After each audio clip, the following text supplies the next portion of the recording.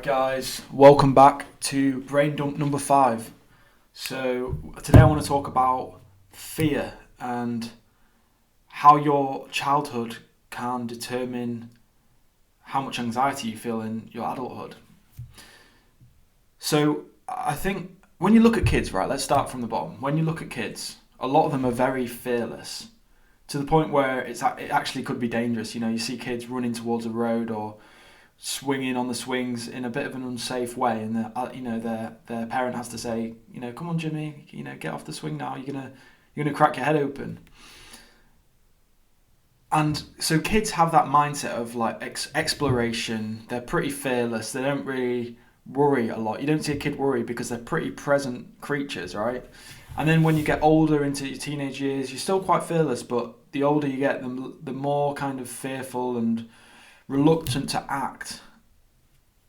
And you've got to understand why that is. Okay, some of it is just learning that some behaviours are unsafe and that they could put our lives at risk, and anxiety does have a purpose. It does stop you acting recklessly. It does, if you go towards a cliff edge and you look down, you think, oh shit.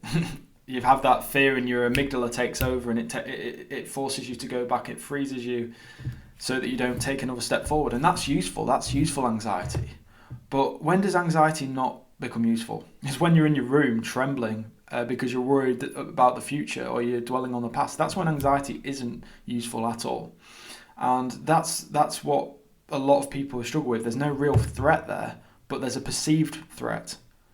Why do we perceive threats? Why do we become hypersensitive to perceived threats? That's the question that we need to get to the bottom of.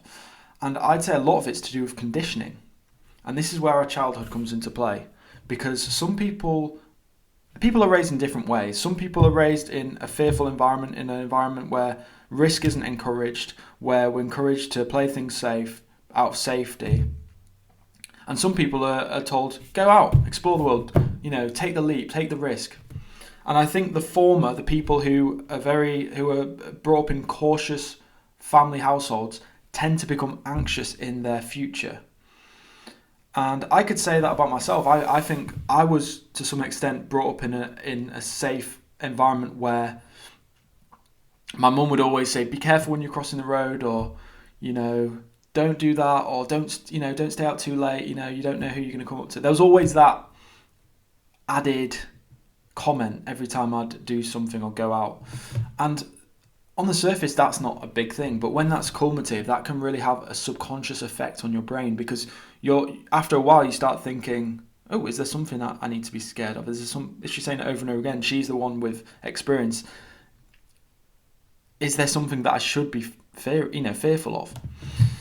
And as kids, a lot of us are conditioned by, not just by parents, but by our teachers and by society in general. There's this fearmongering in society that keeps you in a psychological box where you look at the world as a place that is dark and dangerous. And there are dangers in life. There are threats. Fear has some use, as I said.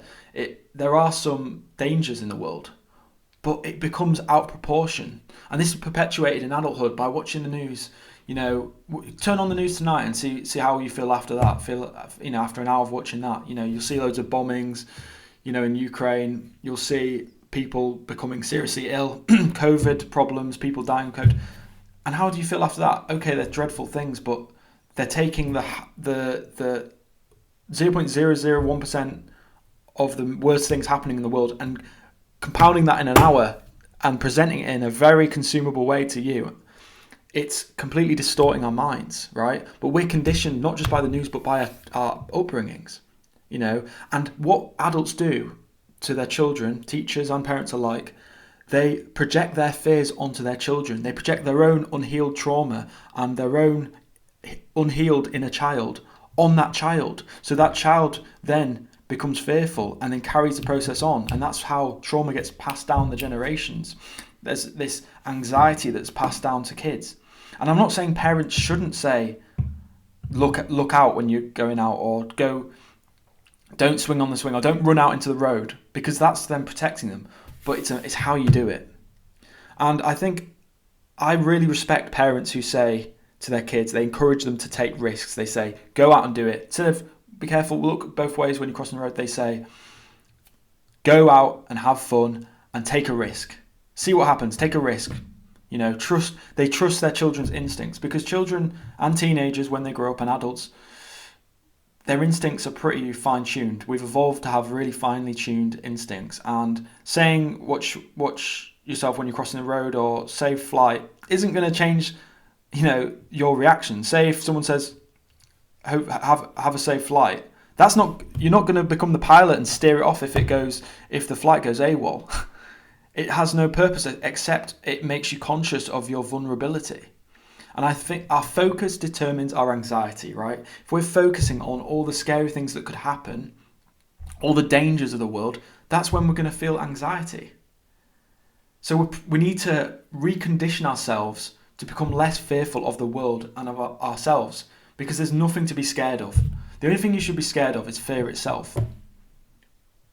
There are dangers, but our bodies and minds we have evolved to recognize those dangers. We're not stupid. Okay, there needs to be some learned behavior, but it's a balance, because kids are put into a box by their parents, by their teachers, by society, because they're not fearful. They're not born fearful.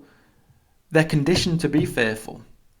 Anxiety is natural emotion. Everyone feels it, but it's not natural when you become stuck in a cycle, which is called an anxiety disorder. That isn't natural, because your body is in this constant freeze state where your energy is always depleted. You're feeling just scared all the time. You're sweating. You've got headaches. You feel ill. Your immune system's weaker. That isn't natural. That isn't normal, and that isn't comfortable for anyone to live like in that state. So recondition yourself. Start by pushing your boundaries.